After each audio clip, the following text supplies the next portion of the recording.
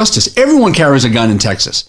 Okay. And the police department, I'm not sure what they're doing right now, but I would assume that police department, knowing that kid's out, is going to assign 10 cops to that school. You would have to, because you don't know he's not coming back. Yeah.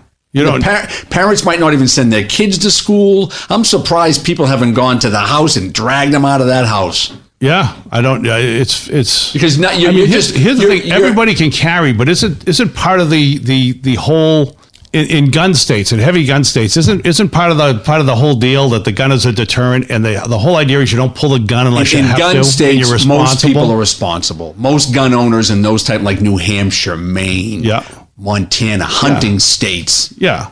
Not human hunting states like Chicago where they hunt humans on a Friday night. Baltimore, yeah. Baltimore. Man is the most dangerous game. Wow, that's deep. That's a deep. Good one. That's deep. That's the biggest thing. And the other thing is that the cops in that police department, they went in there, they had a huge response. They had probably 10 or 15 different communities. They probably had 100 cops there. They had the SWAT team go to his house. They're nervous. They're afraid. They're all jacked up. This kid's got a gun. Are they going to get shot? District attorney lets him out. Judge lets him out a day later. Their enthusiasm is just bleeding. They're hemorrhaging in states like that. When you do stuff like that, cops have very little desire to rush to a scene knowing that even if they catch the kid, that he's going to be out tomorrow. Yeah, go face the guy with the gun, and then nothing's going to happen to him. And nice job. And it's happening all across the country. There's 2 incidences in Chicago, gang shootout a couple of weeks ago.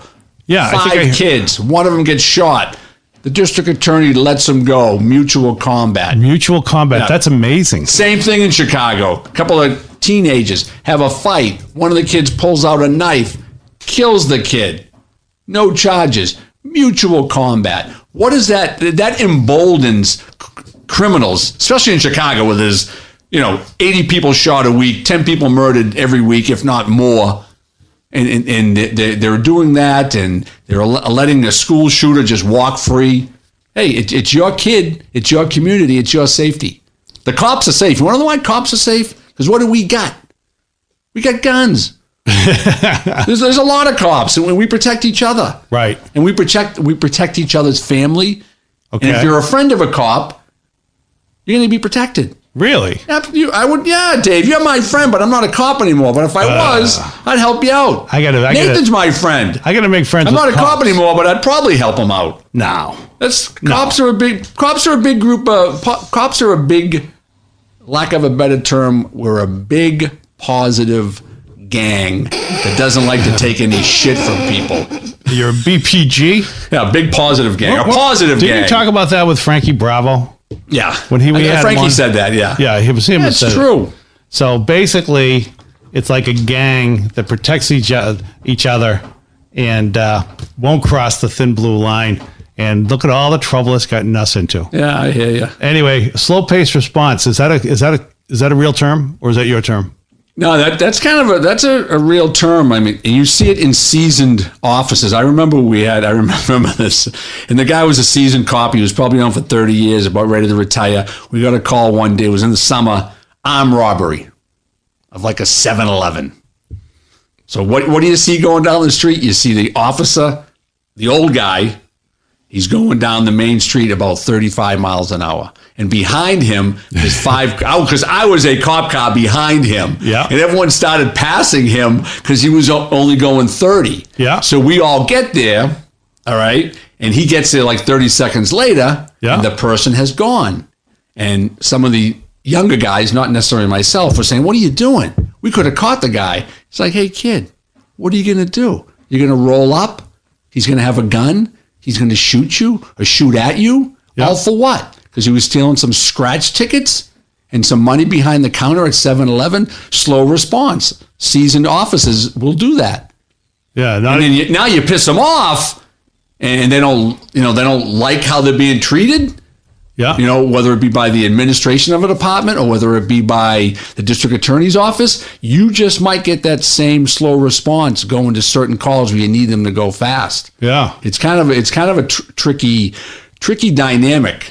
And again, it's the discretion in the field. If I'm, I've seen it work in the cop's favor because you don't always want to get there too quick, because if you get to a bank robbery too quick, what do you have? A possible hostage situation. Right. Let the person go if you can get video evidence, but ultimately it's only money they're taking anyway. Right. Yeah, if they kidnap someone or someone's been shot, obviously. well, you're at a convenience store. Yeah, you're at a convenience store. you're- Scratch tickets, a couple of soda pops. Yeah, but the some guy candy bars. the guy behind the counter gets shot. He didn't. He did. He could in the future. Yeah, like I said, if that dynamic changes, Yeah. then you will change your response. But yeah, you're just pushing officers to be less interested in their job by doing stuff like that. Well, I think it's an organizational thing. I mean, one of the things that we come back to, I think, over and over is if the guy in the street or the woman on the street doesn't feel like there's support for the mission, all the way from the chief and the executive officers to the court and the district attorney, if they feel that they're doing work that's not meaningful or not appreciated, then it makes Law sense. enforcement right now is hemorrhaging. They are bleeding out. Someone needs to put a tourniquet on because they're bleeding out. And if they bleed out and the cops give up or the cops become very disinterested, then it's average citizens who are going to suffer. Yeah. Because they're the only barrier between criminals Yep. and normal people. That's the only barrier. The only wall they got is the cop wall. Yeah. So Well, you get yourself a gun. get yourself a gun and a bad attitude. Yeah. Ain't that right, Nate? May I have one of those things? I won't disclose which. You have both of those things. Anyway, that does it for this episode of Inside the Line, Real Stories by Real Cops. I'm Dave Radigan. Across from me is Dale Lawrence, not his real name, retired police officer. And to my right, Nathan Arroyo. Nathan, do we cover everything you wanted us to cover today? Yeah, I'd say Well, so. good luck in your gig tomorrow night. I heard you got 2 in a row, baby. Come on, that's pretty good. You're like a seasoned. You're like a seasoned comic. But by the time this is posted, It'll be over. it'll be over. It'll My be career over. will be over by the time this is posted. I can tell you this, Nathan, you've got a long career. I'm not sure what it's in, but you've got a long career ahead of you. I'm moving to Texas to become a full-time vigilante. Good thing. Well, good. That's a good state for it. Anyway, Dale, anything to add? No, that's a wrap. Good job, Dave. We're going to keep you on for another week. Beautiful. Beautiful. All right. Hey, this has been Inside the Line, Real Stories by Real Cops. Thanks for listening.